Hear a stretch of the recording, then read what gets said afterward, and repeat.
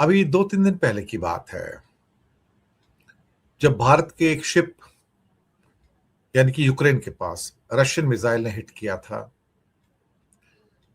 करीब 10 crew member मारे गए थे, जिसमें 4 इंडियन थे।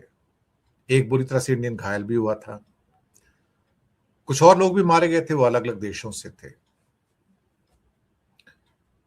भारत ने उसके ऊपर प्रोटेस्ट किया, रशिया के एनवॉय को बुलाया और बुलाने के बाद अपना प्रोटेस्ट जाहिर किया। और कहीं ना कहीं वो जो प्रोटेस्ट था उसको कंडेम किया और इस हमले को निंदनीय बताते हुए नागरिकों की मौत के लिए दरअसल जवाब तलब किया। एमवी गोर्डन लियो यूक्रेन के ओडेसा पोर्ट से रवाना हो रहा था, तभी क्रूज मिसाइल से हमला होता है। 17 क्रू मेंबर थे, 10 की मौत हो जाती है, 4 भारतीय मर जाते हैं। एक सीरिया का भी क्रू मेंबर था, उसकी मौत हो जाती है। एक भारतीय क्रू की हालत काफी नाजुक है।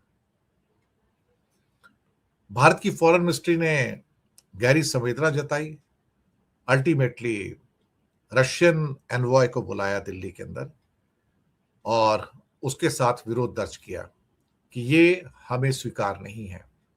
We do not accept such kind of attack on the civilian ships by Russia. Not acceptable, this death is not acceptable.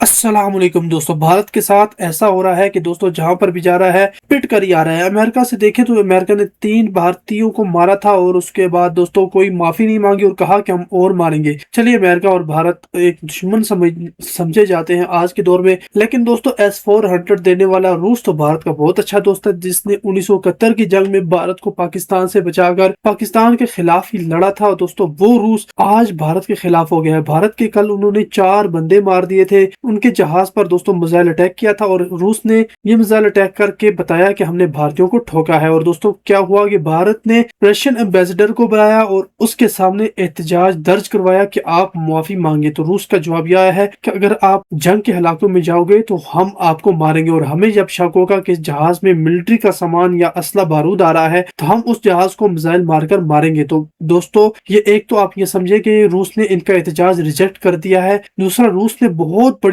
बात ये कह दी कि जो भारत है वो यूक्रेन को असला प्रोवाइड कर रहा है, चोरी छिपे वो यूक्रेन की मदद कर रहा है। इस तरह रूस ने दोस्तों भारत के खिलाफ ही एक तरह का मोर्चा खोल दिया है। दोस्तों ये कल तक बहुत अच्छे दोस्त थे, आज देखें तो एक बहुत बड़े दुश्मन बनकर सामने आए हैं। लेकिन संडे गार्डियन ने वो रिपोर्ट दी जिसको देखकर भारत का विदेश मंत्रालय भी चौंक गया। कोई रिग्रेट नहीं, रशिया ने कोई खेद व्यक्त नहीं किया और इंडिया के प्रोटेस्ट को रिजेक्ट कर दिया। वो बोलता है कि हमारे मिसाइल अटैक्स जारी रहेंगे, ये मिलिट्री डेस्टिनेशन है, अगर आप यहां पर आ रहे हैं तो आप खतरा मोल रहे हैं।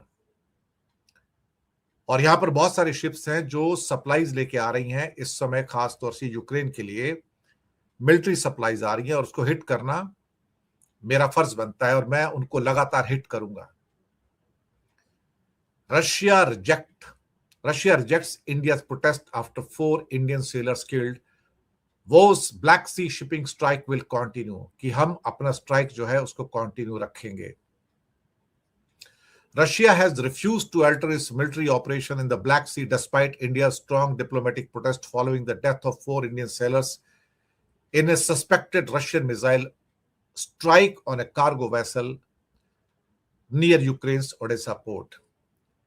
The incident has put a rare strain on India-Russia relations, with New Delhi summoned a senior Russian envoy and expressed serious concern over the safety of Indian nationals working abroad, commercial ships in the conflict zone.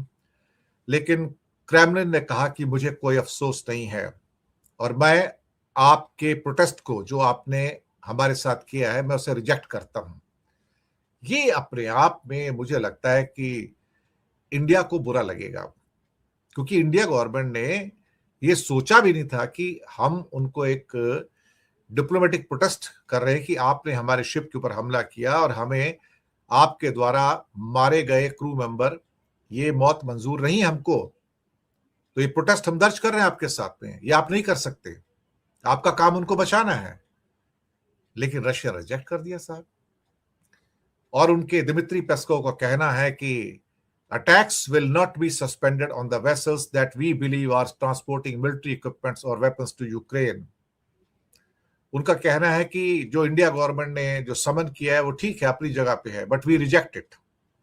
ये अपने आप में एक अजीब सी कहानी यहां पर आ गई है कि रशिया ने इंडिया के प्रोटेस्ट को रिजेक्ट करके एक किस्म से हमें आईना दिखाने की कोशिश की, और ये एक किस्म से जो डिप्लोमेटिक हमारा जो डिसएग्रीमेंट है इंडिया रशिया के बीच में, इसे इंडिया बड़ा एक अनकंफर्टेबल पोजीशन में आ गया। यहां पर इंडिया लगातार रशिया को ओवर पावर करने की कोशिश कर रहा था, जबकि वो इंडिया को कुछ ऑफर करते थे, कुछ कहते थे प्लेन ले लो, ये ले लो, इंडिया लगातार रिजेक्ट करता जा रहा था। हालांकि तेल ले रहे थे, लेकिन इस रिजेक्शन ने तो इंडिया का तेल निकाल दिया साहब, and they rejected outrightly, and that's Sunday guardian news. Actually headlines है उसकी, ये संडे गार्डियन न्यूज की। चलिए साहब, ऐसा भी होता है। ब्रेंट क्रूड $95, रुपया 96 रुपये 50 पैसे से ऊपर, मार्केट्स 700-800 डाउन कल, आज फिर से डाउन होंगी। दरअसल देखा जाए तो कहानी कुछ इस किस्म की है कि जहां पर कहीं से कोई भी सोलेस नजर आता नहीं है। बाबल मंदाब बंद हो गया, इसके साथ में ही जो जो सऊदी के टैंकर्स आ रहे थे भारत रेड सी में से, उन्हें चेतावनी दी गई कि वापस चले जाओ वरना डुबो दिए जाओगे। उन्होंने अपना रास्ता मोड़ा और वापस चले गए। भारत के लिए अब मुसीबत यह है कि अब क्या करें, अब तेल कहां से मंगाएंगे। सोचने वाली बात है ना, सोचने वाली बात है।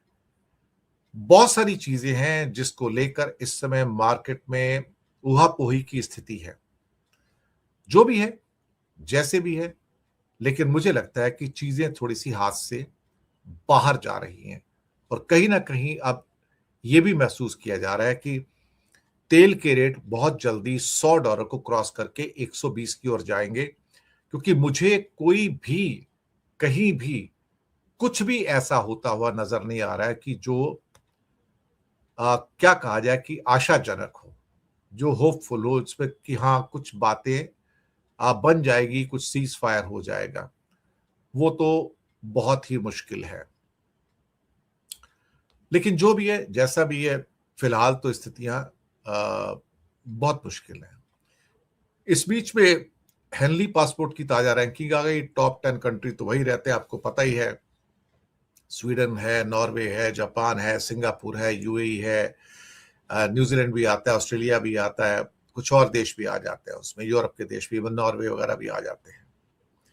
लेकिन अल्टीमेटली सबसे लास्ट में 104 नंबर पे तो हमारे अफगानिस्तान के साहब आते हैं, पाकिस्तान 101 पे आता है, और ये 97, 98, 96 पे ये नेपाल, श्रीलंका, बांग्लादेश आ जाते हैं। इंडिया 81 के ऊपर है। यानी कि हमारी स्थिति जो है वो एक किस्म से कहा जाए तो 80 के आसपास ही घूमती रहती है, 80-85 के बीच में घूमती रहती है। हम वहां से इंप्रूव ही नहीं कर पाते हैं। तो क्या है ना कि हमारे पासपोर्ट की भी कोई इज्जत नहीं है दुनिया में। जैसा हमारा पासपोर्ट है वैसे ही कहा जाए तो आपका सो कॉल्ड, जिसे आप कह सकते हो कि बांग्लादेश का पासपोर्ट है, पाकिस्तान का पासपोर्ट है, या फिर श्रीलंका का पासपोर्ट है। मतलब हम नीचे नीचे नीचे नीचे, हमारी कोई इज्जत नहीं है दुनिया में, सच कहा जाए।